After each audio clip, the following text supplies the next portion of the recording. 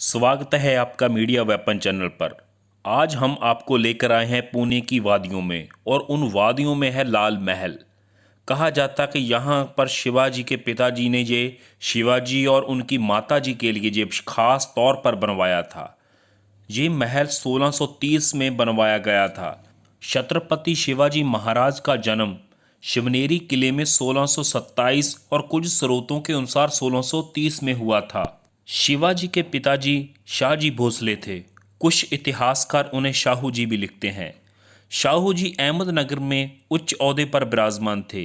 कहा जाता कि उन्होंने अलग अलग सल्तनतों के अधीन भी काम किया, जिनमें बीजापुर की सल्तनत, अहमदनगर की सल्तनत और मुगल सल्तनत की सेनाओं में भी उच्च ओहदों पर काम किया था। शाहजी भोसले 1664 में संसार से अलविदा हो गए थे। छत्रपति शिवाजी महाराज 1646 तक तोरना किला जीतने तक इसी महल में रहे थे। तोरना किला पहले मुगल सल्तनत के अधीन हुआ करता था, मगर बाद में शिवाजी ने इसे जीत लिया था और इसी महल में ही शिवाजी की साईं बाई जी के साथ शादी हुई थी। एक बार औरंगजेब ने शिवाजी को सबक सिखाने के लिए अपने मामा शाइस्ता खां को यहाँ पर भेजा था। शाइस्ता खां ने यहाँ पर मार धाड़ की और इस महल पर कब्जा कर लिया था। मगर दूसरी तरफ शिवाजी ने भी शाइस्ता खां को सबक सिखाने के लिए योजनाएं बनानी शुरू कर दी थी। शाइस्ता खां के पास बहुत बड़ी फौज थी, मगर दूसरी तरफ मराठा सेना के योद्धा बहुत कम थे, मानो कि 300-400 आदमी ही थे। तो उस वक्त शिवाजी ने रात के समय इस महल में हमला किया। शिवाजी ने ये हमला 15 अप्रैल 1663 में किया था। मगर इस युद्ध में क्या हुआ कि रात के समय हमला हुआ था। इस मुठभेड़ में शाइस्ता खां की 3 उंगलियां कट गई थी, क्योंकि शाइस्ता खां खिड़की से भागने लगा था तो शिवाजी के वार के साथ शाइस्ता खां की तीनों उंगलियां कट गई थी। इसी तरह एक बार बीजापुर के हाकिम ने अफजल खां के अधीन भारी सेना देकर शिवाजी को पकड़ने के लिए भेजा, मगर शिवाजी उनकी बातों को अच्छे से समझ गए थे।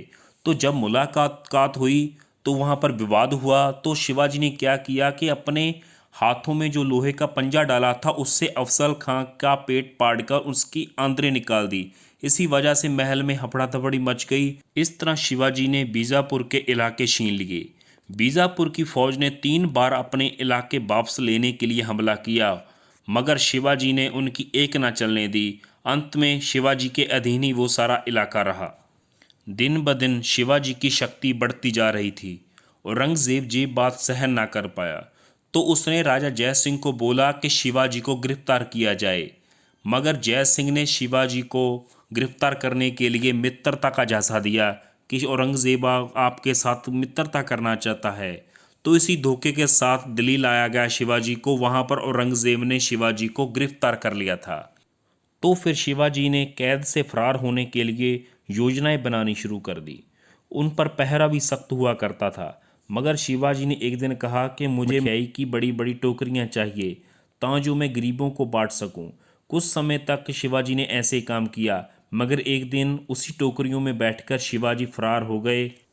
अंत में शिवाजी ने गोलकुंडा निज़ाम की सहायता के साथ मुगलों के बनाए किलों पर अधिकार कर लिया। 1674 ईस्वी में ताजपोशी की रस्म अदा की गई और अपनी बादशाहत का शिवाजी ने ऐलान कर दिया। शिवाजी ने अपने राज्य का नाम स्वराज्य रखा। अंत में शिवाजी 1680 ईस्वी में संसार को अलविदा बोल गए और बाद में उनका लड़का संभाजी मराठा राजगद्दी पर बैठा था।